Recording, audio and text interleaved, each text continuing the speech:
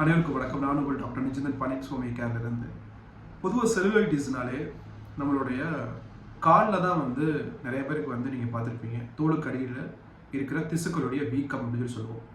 ஆனால் இங்கே சில பேருக்கு, முக்கியமாக பெண்களுக்கு, பெல்விக் செல்லுலைட்டிஸ் அப்படிங்கிற ஒரு பிரச்சனை இருக்குது.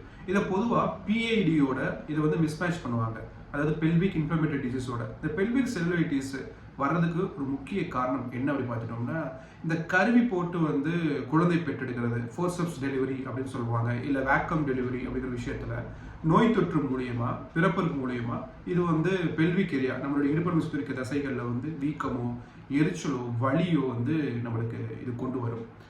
அதுக்கப்புறம் பார்த்தோலின் சிஸ்ட்னால, பார்த்தோலின் ஆப்சஸ்னால, சலம் வைக்கிறதுனாலையும் இந்த பெல்விக் செல்லுலைட்டிஸ் வரதுக்கு வாய்ப்புகள் இருக்கு. அதுக்கப்புறம் எஸ்டிடி, செக்ஷுவலி டிரான்ஸ்மிட்டட் டிசீஸ், அதன் மூலியமாகவும் இந்த கொனோரியல் காஸ்னால இது வரதுக்கு வாய்ப்புகள் நிறையா இருக்கு.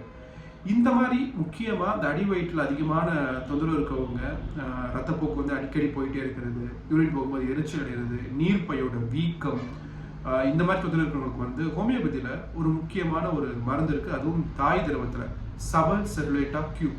இதை 3 வேளையும் 10 சொட்டு தண்ணியில் கலந்து சாப்பிட்ட பிறகு தொடர்ந்து எடுங்க. மருத்துவரின் பரிந்துரை கிட்டமாக எடுக்கிறது ரொம்ப சிறந்தது.